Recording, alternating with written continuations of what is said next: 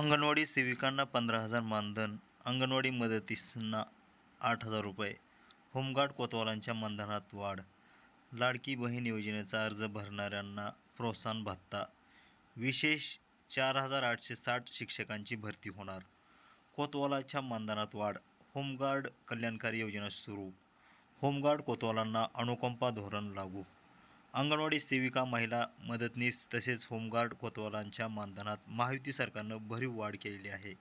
अंगणवाडी सेविकांना 15,000 रुपये तर अंगणवाडी मदतनीसना 8,000 रुपये मानधन देण्याचा निर्णय सरकारने घेतला आहे. यामध्ये ज्या अंगणवाडी सेविका लाडकी बहीण योजनेचा अर्ज भरतील त्यांना प्रोत्साहन भत्ता देखील दिला जाणार आहे.